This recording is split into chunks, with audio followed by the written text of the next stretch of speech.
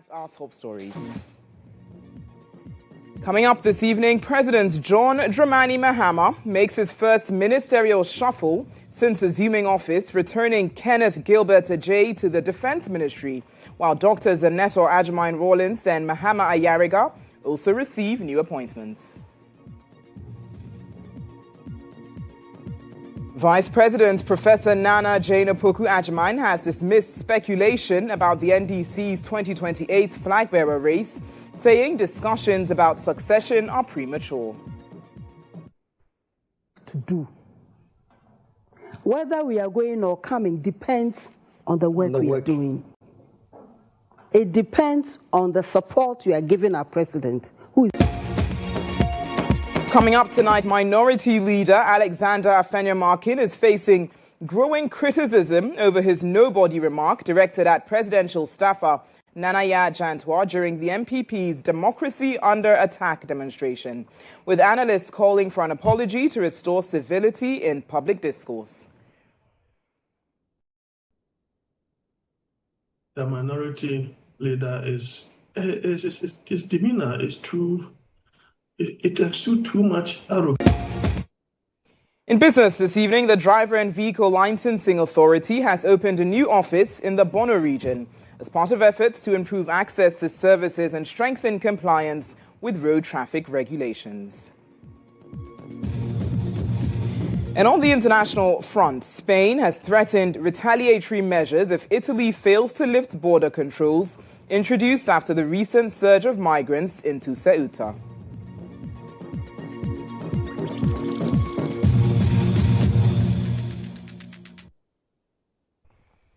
We bring you the details of these stories and much more news here on News Tonight's Tuesday.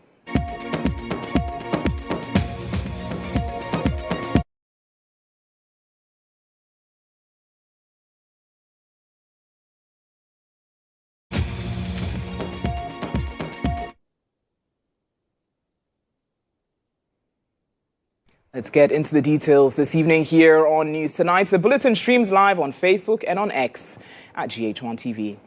President GHOne Dramani Mahama has reassigned Minister for Works and Housing Kenneth Gilbert Ajay as the Minister for Defense, a year after the demise of Dr. Edward Omane-Boamah. Majority Leader Mahama Ayariga has been nominated as the Minister for Local Government, Chieftaincy and Religious Affairs, while Korle Klottey MP Dr. Natalie Rawlins has been nominated as Minister for Environment, Science and Technology, replacing Dr. Ibrahim Murtala Mohammed, MP for Banda. Ahmed Ibrahim has been reassigned to the Ministry of Works, Housing and Water Resources.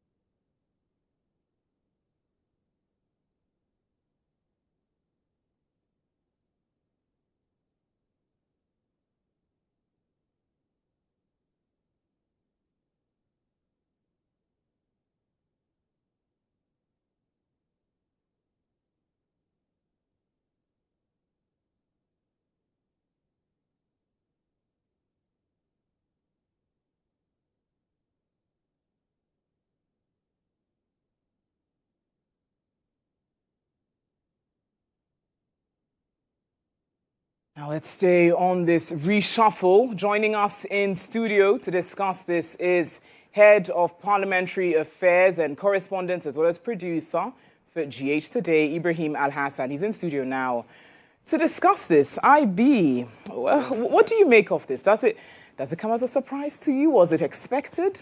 Well, it doesn't come as a surprise. This morning on GH Today, I was relating to the fact that the only explanation that would make sense as to why for a year we've had two portfolios without substantive ministers is that the president was hit so hard by the tragedy that it's taking a while for him to recover.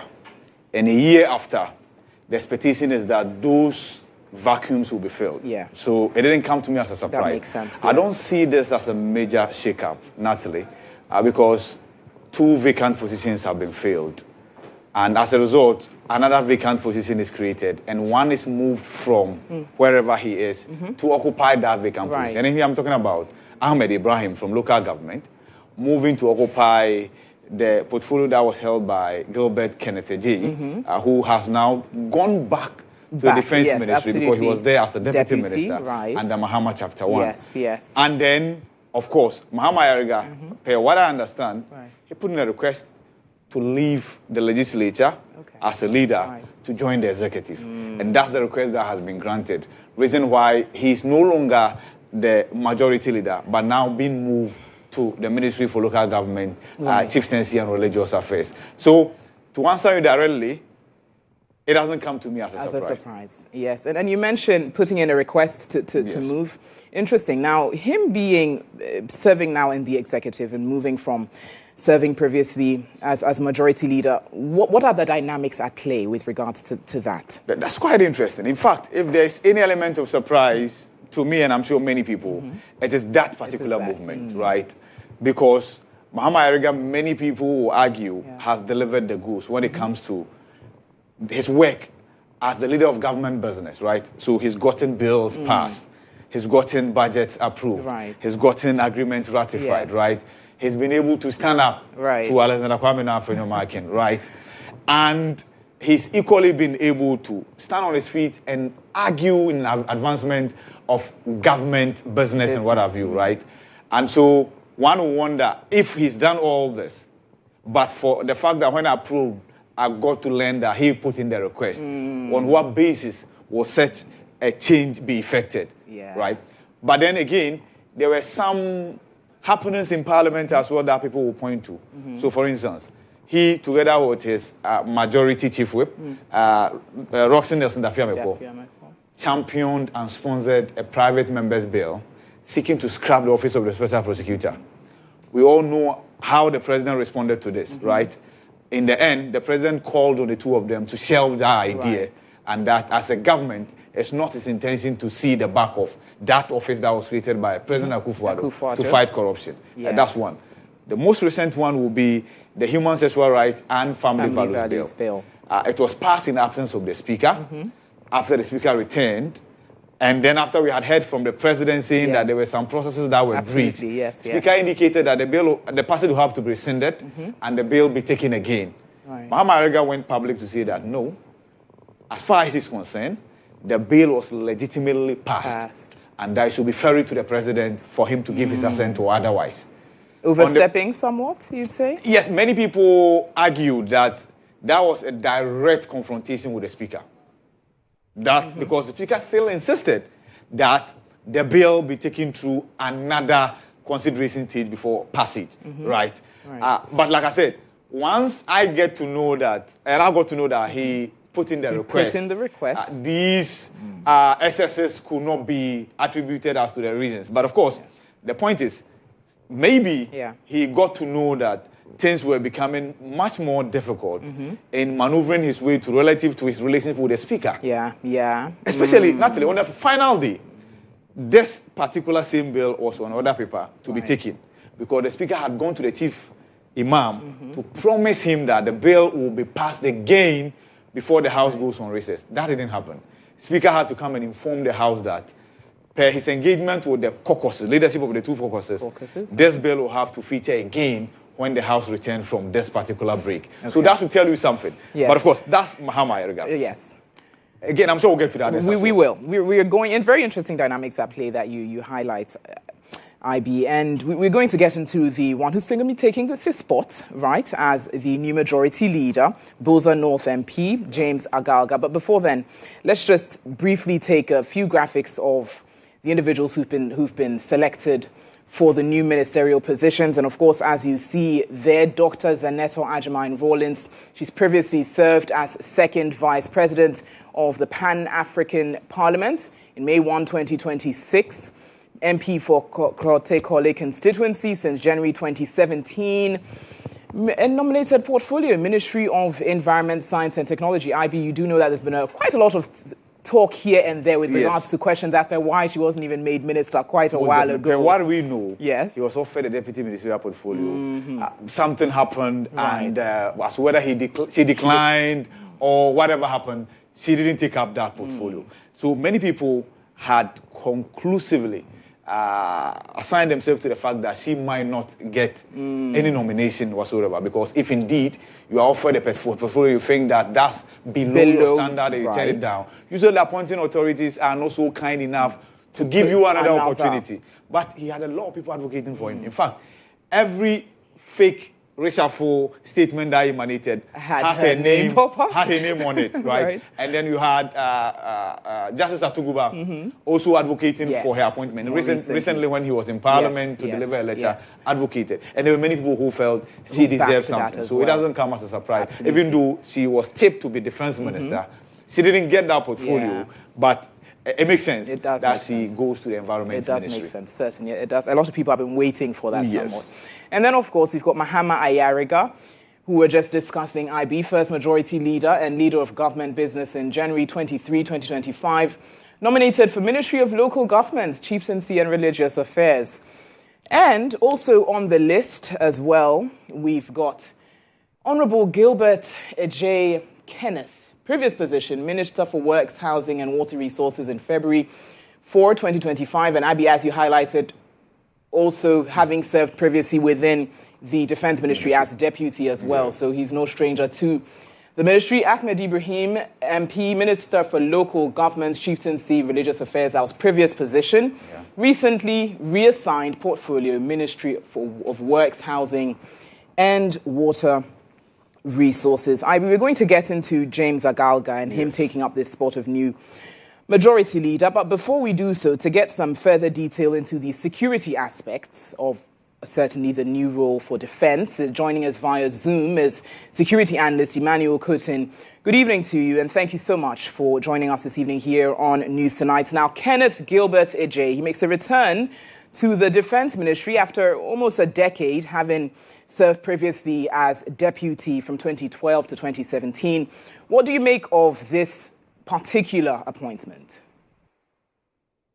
Well, Natalie, good evening and very good evening to your cherished listeners. In fact, I think it's a very long end to a vacuum that we have all been advocating to be filled. But you see, Mr. Gilbert is not an outsider. He has served as the former defense minister in John Mahama's first administration. And since then, he has since professed an interest in counter-terrorism and defense strategy, if you look at his profile.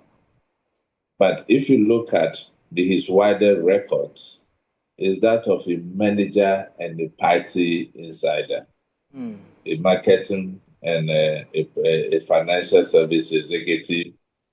And if you look at his CVT, he was a former board member of the National Lottery Authority. Right. And one time the program director of the Lordina Foundation. That is so telling why the president settled on him. In positions of this nature, the key ingredients is trust and loyalty. And you can say that Mr. Ejay has been a confidant of the first family, just like the former defense minister, Dr. Omani Boama. Right. And if you even juxtapose that with the U.S. appointment when Donald Trump appointed Pete Hazard, Pete Hazard was just a radio host, but he was an insider and a confidant of Donald Trump.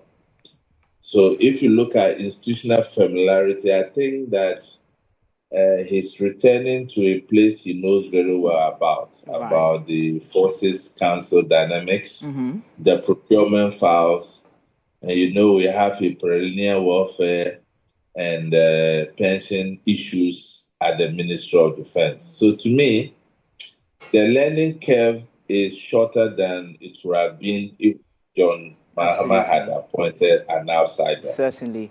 Now, with that being said, briefly, should Ghanaians expect, would you think, any changes in Ghana's military strategy or defense positioning, or should we somewhat expect continuity? Is that the more likely outcome from him? I think that his appointment will not be measured during the vetting at all. It will be taken in how quickly he grasps the northern border profile, because we are confronted with violent extremism in the Sahel, and whether he protects and builds on his predecessors' reforms. I mean, Dr. Omani Boama, when he took over, the beautiful reforms he brought, and whether he can insulate the Ghana Armed Forces from the very partisan perception that his own profile invites. But so briefly, we do understand that he's not set to go through vetting. So how does that inform your submission? Well, then I was thinking, and he's a cabinet level minister, so he wouldn't go through vetting again. Absolutely. So certainly that portion is pulled back. So I feel that Ghanaians should give him the support. We shouldn't dwell so much on his qualification. And if you look at the relevant qualification he has, it's even okay. He has an MA in Peace, Security, and Intelligence Management from APSA, and he was the best graduating student. And don't forget, his predecessor didn't have any qualification in security, just like the previous one, Honorable Dominic Nitiwo. So I think that the key word is the trust the president have in him, and how he can just oppose that with the commanders and manage the process well to keep our borders safe. Emmanuel Coton, I'd like to thank you very much for your time this evening, security analyst, joining us there. Now, finally, IB, we were discussing issues in Parliament and the new majority leader there. What do you have to say with regards to that? And what are people's reactions to since him? the very shaky shake-up, so to speak, which had Harun Idrisu, Mutaka Mubarak, and then also a number of other frontmen, that's James Kluchaveji, removed, and how chaotic it was, because some members of the minority were not excited about that particular shake-up. The party decided to fine-tune how it selects its leadership in Parliament. So as we speak, the agreement is that James Agaga, who is the Member of Parliament for Busa North, should be the leader. Unfortunately, the House is on recess, so he's not been presented before the entire caucus. But of course, per what we understand before we broke the news, he has been settled upon as the replacement to Mahama Erega. It's like for like. He's a lawyer. He's been Deputy Interior Minister before. He has served as the ranking member on the Defense and Interior Committee for 8 years. He's now the chairman of the same committee, And he's a lawyer, as well as I mentioned. He's been in Parliament for about 4 terms. So experience will not be something that will be deficient on his side. But of course, as whether he will be able to match the front bench of the MPP, which is the minority, the mighty minority, as Afenumaku want to describe it. When he starts working, we can tell. But of course, even before this leadership role, he's been advancing argument in support of government business, in defense of the majority caucus every now and then. And the leadership had to sometimes even defer to him, of course, as a lawyer and also as a chairman of a committee to speak on behalf of the majority whenever necessary. So we'll see how that shapes up. Now, very finally, IB, are we likely to see any other names in this? Yes, per what we understand, these are just replacements. Call this the prelims, right? The president, after a full circle of the first 2 years, is expected not just to move them around like a chess player. Some will go home, right? For others, because there are many people on the bench. And so this is just movement and replacement. Absolutely. There will be the real shake-up, which we see some ministers of state today go home, rather than being moved from one portfolio to the other. Of course, others will equally be moved around. But we expect the president to do that. And the president has assured that if there's anything he's not shy of, it is shaking up his cabinet. Unlike President Akufo-Addo, who made it clear to us that as a principle, he didn't believe in those movements. If he trusted you to deliver, he trusted you wholeheartedly to deliver. Right? Yes. That was his principle, which is not wrong. Certainly. It has advantages and disadvantages. Certainly. But President Mahama, if Chapter 1 is anything to go by, we know that has no he's qualms not shy whatsoever doing that. We'll see what happens. Certainly an interesting few days ahead of us. IB, thank you so much for that. Ibrahim Al-Hassan joining us there, parliamentary correspondent here at EIB Network. You're still live here on News Tonight. We bring you more news shortly.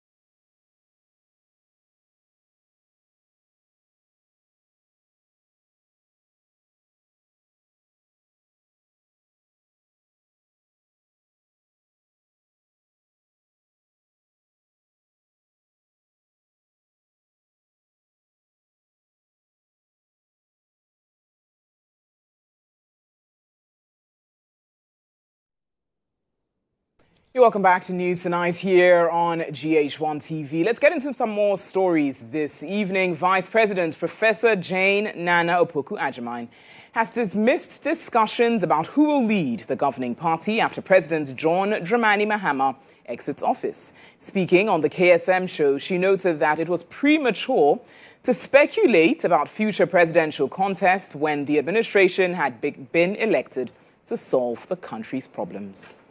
Would you consider running for president? I knew that question. We worked very, very hard at our manifesto.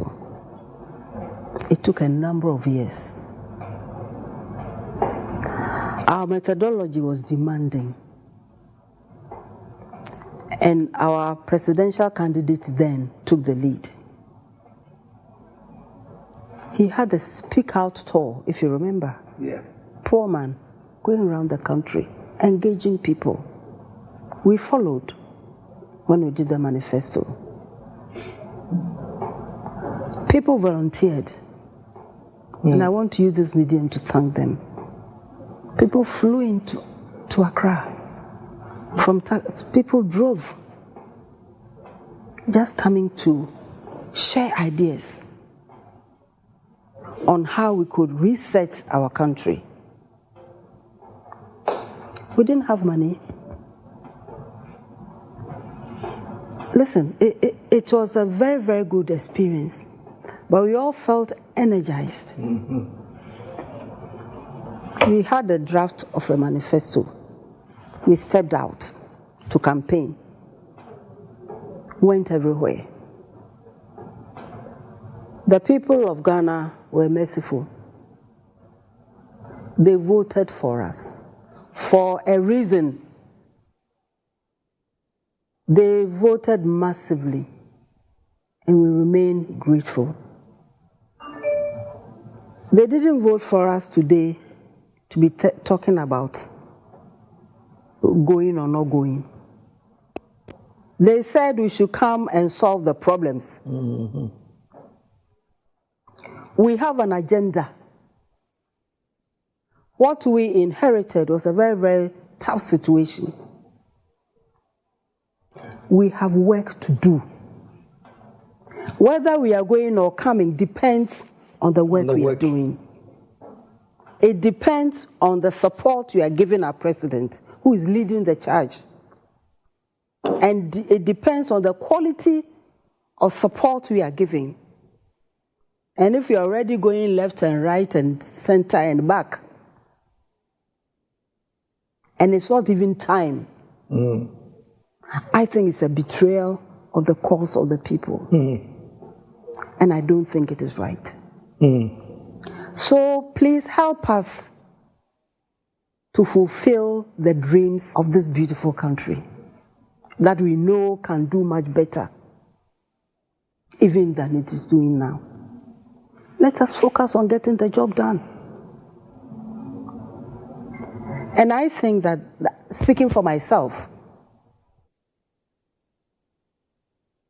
let's turn to some other issues this evening.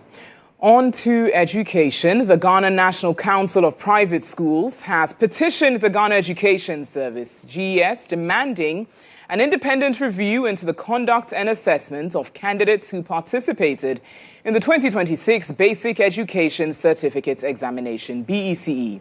The petition presented today raises concerns over what the council describes as unfairness and inconsistencies in the national examination process. The Ghana National Council of Private Schools is expected to mobilize private school proprietors, teachers, parents, learners, and other education stakeholders to the Ministry of Education, where they will call for greater fairness, transparency, accountability, and justice in the conduct and administration of the BECE.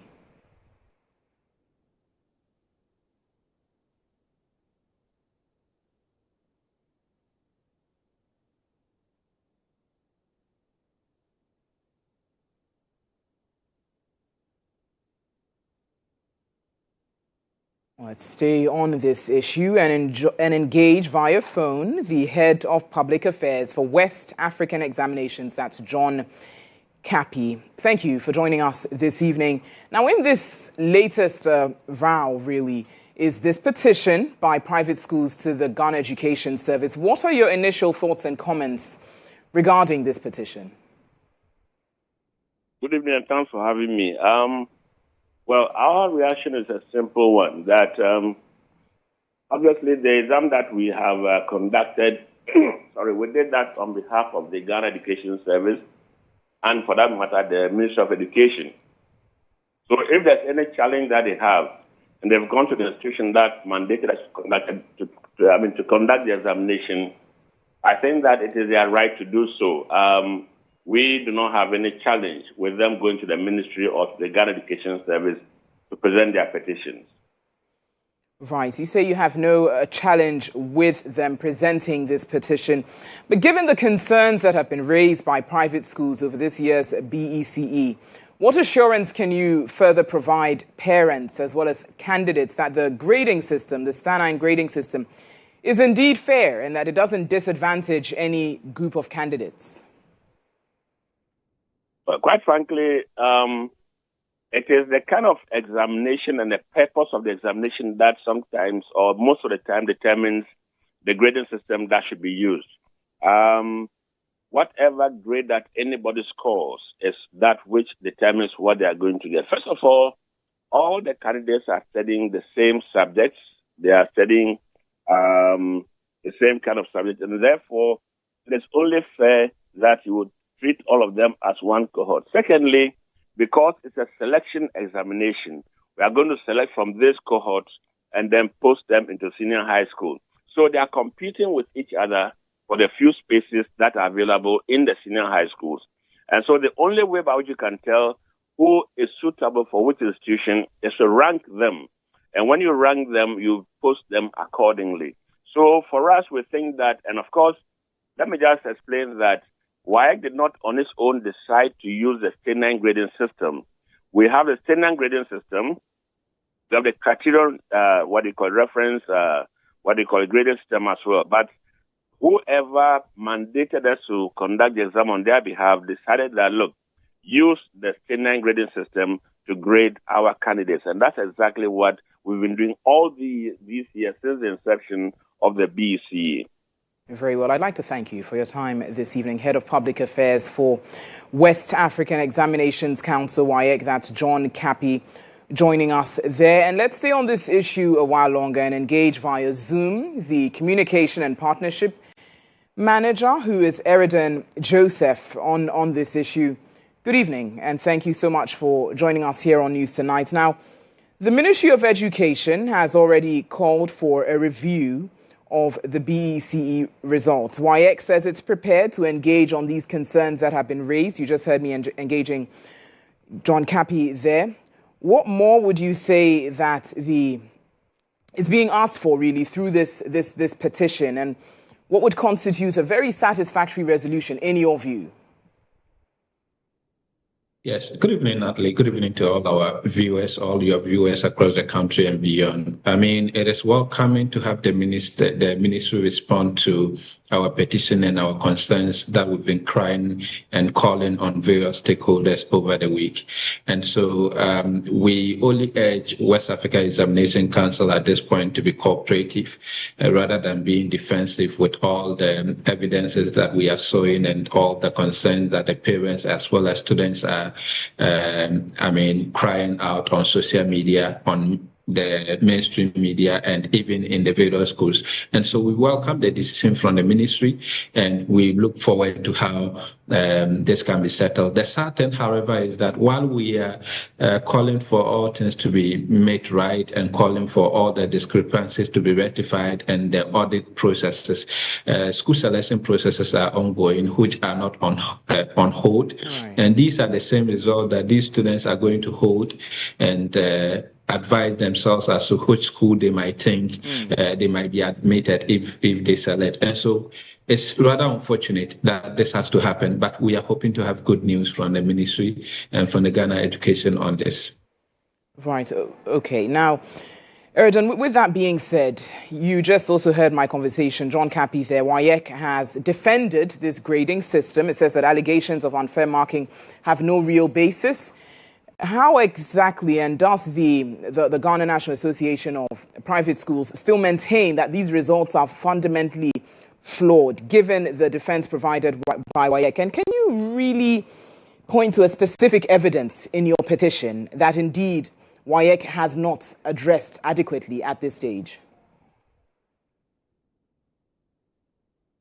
You see, Natalie, there are a couple of issues that the Ghana National Association of Private Schools, as other sister associations, raise about this year's BECE results. It goes beyond the individual cases of discrepancies. more of a multiple instances of discrepancies of how student results were some way, somehow change while they check for the first instance, check another time, then the results change.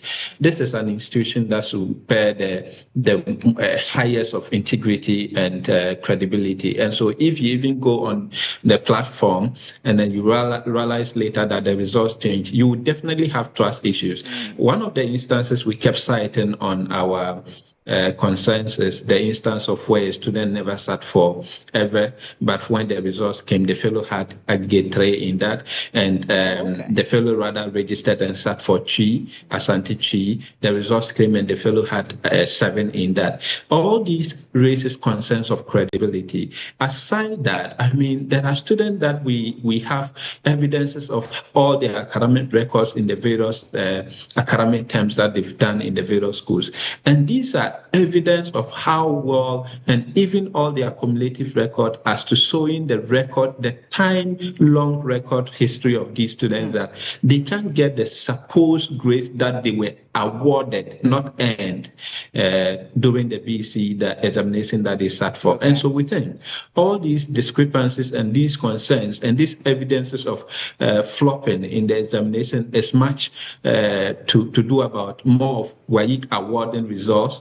instead of WAEC marking and making the student earn what they are supposed to. We are believing this might be a systemic problem. It might be more of a technical issue or probably an administrative or collating issue. But if they mind to know that, as they just said, that this is more of their provisional results, we urge them on to go forward, do all their internal auditing. If there are others that they think they can still rectify while we are going through the processes of engaging the ministry and other stakeholders, we'll be much appreciating their effort on that.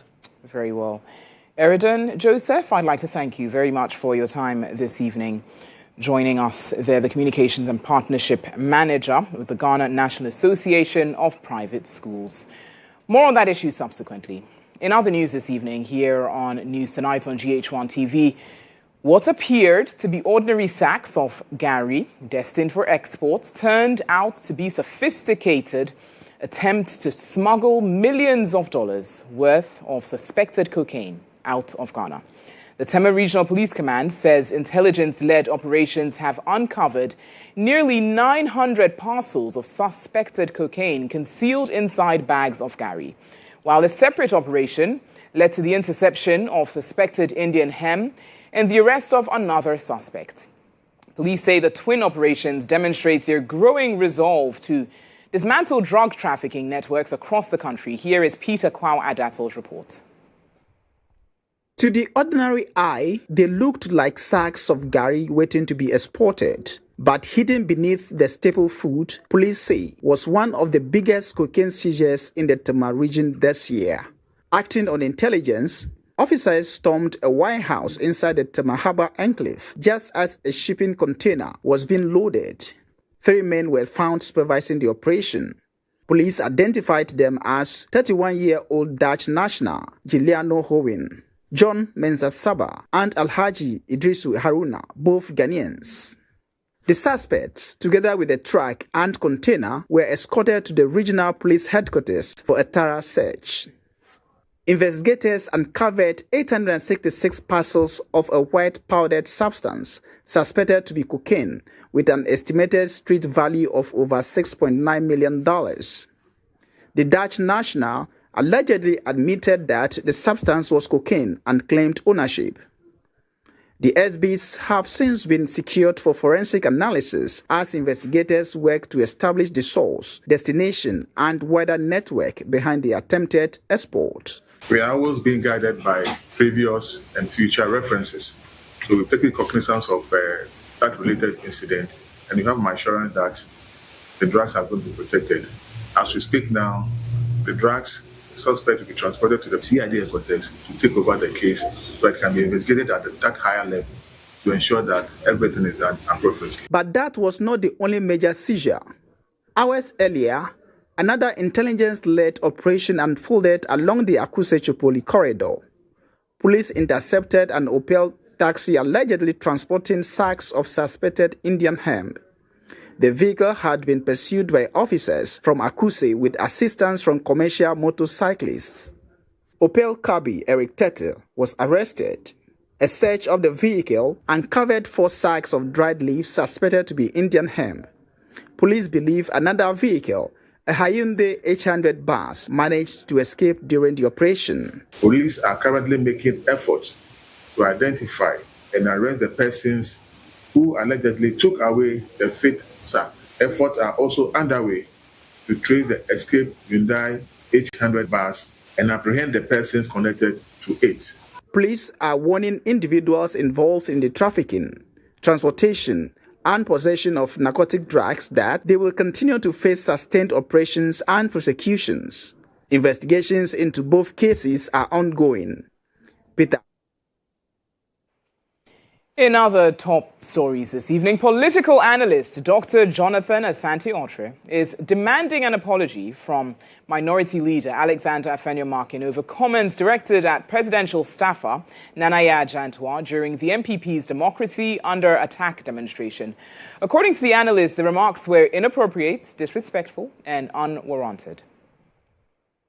It is out of decorum that if you are presenting a petition, government will honor your petition by nominating someone to receive that.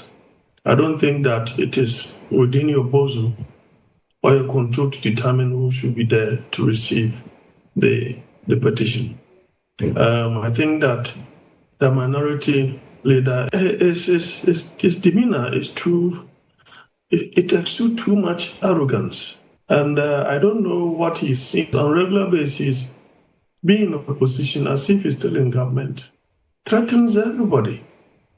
When we come, we do this. When we come, we do this. I mean, such flagrant abuse of other people's rights ought to be questioned. I don't think it is proper that as a Democrat, even if you have such a mindset, do you think that with such disposition, if the party in government should lose the elections, they will easily allow you to come and take over? Probably they may rather decide that the country cracks. But that is not how democracy is all about. If you have had 8 years of power, a new government comes. Obviously, as part of the time, there is the need for accountability. And the process of accountability must pass through the rule of law. We are not in an era, we are not in a kangaroo era. It must pass through the rule of law. And it is the same rule of law that has given you right to be able to go on demonstration. Not long ago, this same place that you have had the opportunity to deliver your petition was described as a security zone that did not allow Ghanaians who are demonstrating nobly about the menace of Galamsey. It was a military zone as it was defined. Today, you've been able to go to the same place. How then do you suggest that democracy is under attack? So I think that both political parties will have to have some thinking, and especially the MPP. I've said time without number that the main support base of the two main political parties does not win you an election. It is always about 4 different demographics: floating voters, undecided, neutrals, people that determine who becomes the president and controls the factors of others in this country. How many Ghanaians are on the register of MPP who are members of the party and they are holding card? They are card-bearing members. How many are they? Let's turn to some health-related stories this evening. The Member of Parliament for the Wejak-Bawe constituency, Jerry Ahmed Shaib, says investing in healthcare remains one of the most important contributions that can be made to a community. Speaking during the commissioning of a wellness and adolescent clinic at the Oblogo Health Center, the lawmaker disclosed that the facility is intended to provide accessible health services for young people in the community while also offering general health screening. The new Wellness and Adolescent Clinic is fully air-conditioned. It has a waiting area, 2 private offices and washrooms. The facility was completed within 2 months and is located on the same compound as the Oblogo Health Centre. We are the construction company that raised this beautiful edifice in just 2 months. We are glad that we could be able to pull this off for Honorable Jerry and his wife as well. We believe that this is going to help the adolescents in the community because we believe they are future leaders. The clinic will specifically cater to adolescents and young people while providing general health checks for residents. Management says maintaining the facility will be a priority to ensure it remains in good condition and continues to serve the community for a long time to come. They were operating under a canopy, and when Honorable was even giving speech, he told them that they should dismantle it because they have nice edifice now. This facility that Honorable Jerry Ahmed has provided for wellness and adolescents in the community, it will go a long way to provide privacy for the adolescents. We have wellness and adherence clinic. When we say wellness, that's helping people to be fit in the community. We will maintain the place for them. It looks very beautiful. We'll try that God will give us the strength to maintain it so that they will not regret donating this facility for us. The MP for the Wejagbawe constituency, Jerry Ahmed Shaib, says investing in healthcare remains one of the most important contributions that can be made to a community. He described the facility as a gift from himself and his family to residents and disclosed plans to complete his emergency ward project at the Weja Municipal Hospital. On Sunday, which is the 9th of August, I'm having my birthday. So instead of spending money in some other means, my wife and I agreed to rather build a facility of this nature that would be to the benefit of the good people of Wejagbawe and more in particular the people of Oblogo. So it's our prayer that we can do more, so we wouldn't want to make a lot of commitments. I'm already building a very modern emergency facility at the Wejagbawe Municipal Hospital. The commissioning ceremony brought together fellow members of Parliament, traditional leaders and other stakeholders. In other stories, the National Youth Authority has paid a call to the Christian Council of Ghana to mark the 2026 National Youth Month with a call on young people to embrace positive values, patriotism and responsible citizenship. The event held at the Christian Council Centre in Accra was on the theme Rebuilding Values, Inspiring Patriotism and Empowering the Youth in the Digital Age. The National Youth Month is aimed at encouraging young people to take an active role in Ghana's development while promoting values that strengthen national unity and responsible citizenship. But as technology continues to shape the way young people think, communicate and interact, speakers at the event say there is an urgent need to strengthen the values that guide the youth. They believe families, churches, schools and government must work together to help young people understand the importance of discipline, honesty, respect and patriotism. The Chief Executive Officer of the National Youth Authority, Osman Ayariga, commended the Christian Council for its role in promoting strong values and a good work ethic among young people. He said rebuilding the country cannot be left to government alone, stressing the need for families, churches, schools and other stakeholders to play their part. None of that is abstract. It's what patriotism actually looks like day to day, far more than anything we sing or salute. The Christian Council has long understood this. Through your churches, your schools and your community work, you have shaped generations of Ghana who know the difference between right and wrong, who work matters more than ever, and it can't be done by any one institution alone. The General Secretary of the Christian Council of Ghana, Reverend Dr. Cyril G.K. Fayose, also called on churches to take a more active role in shaping the character of young people. He said values such as honesty, sincerity, integrity, discipline and respect must be reinforced, particularly as young people increasingly use social media and other digital platforms. Integrity and sincerity, honesty, discipline in our churches to check youth hooliganism and youth insulting elders as they are using with the new technologies that we have, social media and so on. we have to really target them. And so come next year, I'm sure we'll do it even better. So we'll work together and design something that will send to all our churches. And that is our strength. We have a very wide and far reach. The National Youth Authority believes rebuilding values and inspiring patriotism will require sustained collaboration. The call is therefore for families, churches, schools, government, and young people themselves to work together to raise a generation that uses technology responsibly, respects others, and contributes positively to national development.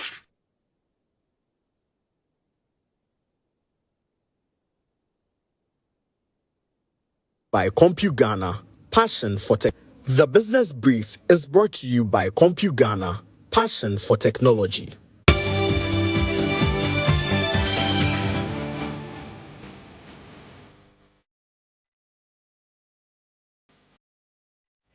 In business tonight, young people are being urged to demonstrate integrity and purpose-driven leadership in any act of service they undertake. The call was made at the Ghana Fellowship of Evangelical Students' 9th TB Dankwa Memorial Public Lecture in Accra. Students, professionals and faith leaders gathered at the British Council Auditorium in Accra for the 9th TB Dankwa Memorial Public Lecture organized by GHOne. The lecture, themed Transforming the Campus, Transforming the Nations, encouraged students to embrace responsible leadership and make a positive impact in society. Professor Dinanyo Adedevo urged students to become agents of transformation, emphasizing the importance of integrity, service, and purpose. I put my credit card there, or I put cash there, I put my ID there, and we all have our time to say, hey, if you are in town and you are part of the Uber network, you have a car. Within 10 minutes, it will come wherever you want to go. That's network, net worth. And if you are a Christian, we should also have networks. Why do our leaders join the secret societies? Because they have networks there for business. Also speaking at the lecture, motorists and vehicle owners in Nkoranza and surrounding communities in the Bono East region can now access driver and vehicle licensing authority services closer to home. This follows the commissioning of a new ultra-modern DVLA operational office in Nkoranza, bringing the total number of DVLA offices nationwide to 57. Here is Kwesi Mejiner's report. For years, residents of Nkoranza who needed DVLA services had to travel long distances to access basic driver and vehicle-related services. But that challenge is expected to change following the opening of this new facility. This brings to 24 new offices across the country within the last 18 months. The modern office is part of the DVLA's expansion drive to decentralize services and make them more accessible to the public. Nikwe Kute said the expansion is also aimed at eliminating the activities of illegal intermediaries, popularly known as Goro Boys, who exploit motorists seeking DVLA services, warning that persons operating as illegal agents will be arrested and prosecuted. I don't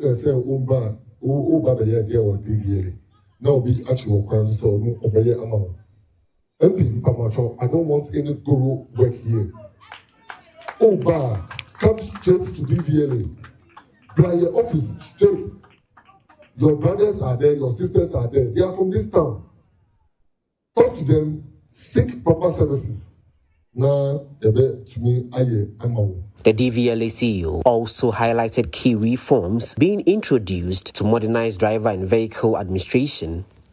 These include the digitalization of vehicle number plates, biometric driver's licenses, digital stickers, advanced detection systems, and plans to establish a dedicated health facility for drivers. With the new number plates ever, must I change stickers at the plates at the port to stickers? Yeah, DVLA hospital, I'm drivers. Yeah, the clothing detectors about. You have in the 1.5 years, you have 24 offices. which I'm not sure anyone has done that before. Nikwe Kote added that the authority saved the country $165 million through the renegotiation of service level agreement.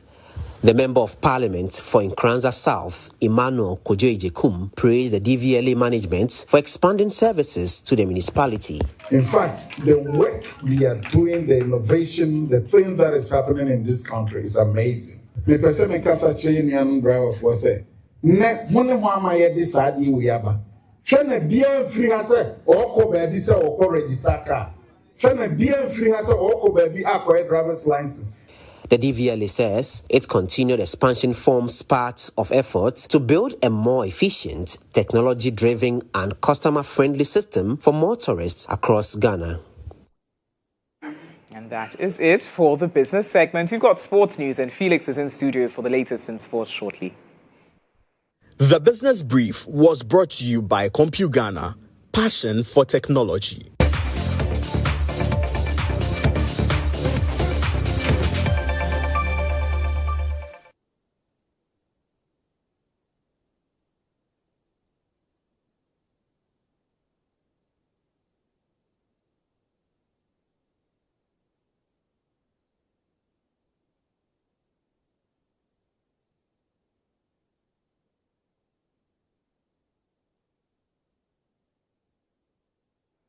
Well, and it's time for sports. Well, Baba Idrisu has officially bid farewell to UD Ameria following his move to Partizan Belgrade.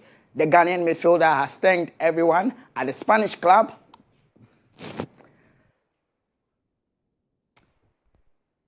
after 3 memorial years, expressing his appreciation for the experiences and memories created during his time in Ameria. Idrisu now turns his attention to a new chapter as he prepares to begin life with Serbian giant Partizan Belgrade.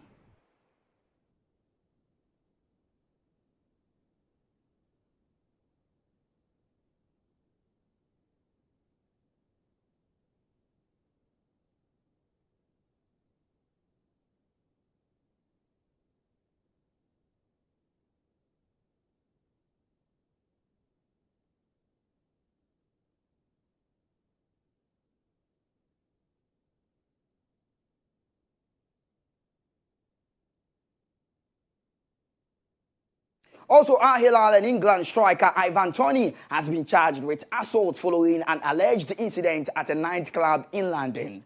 The 30-year-old is accused of being involved in an incident at a Soho nightclub last December. The London Metropolitan Police have confirmed today that Toney has been charged with assault and is due to appear before Westminster Magistrate Court on September 24th. However, further details surrounding the alleged incident have not yet been made public, while Toney is yet to comment on the charges.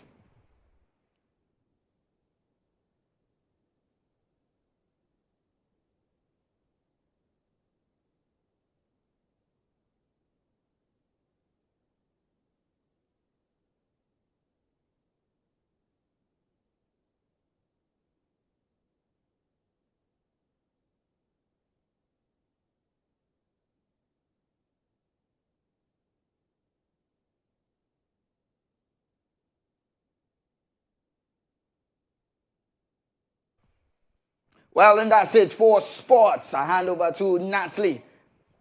Felix, good to have you in the studio with us. Good to have you too. Thank you so much for that. And that is how we draw the curtains on news tonight this evening. We've got lots more news on our website at starfm.com.gh.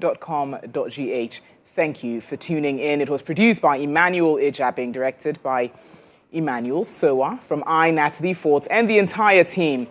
Have a lovely evening.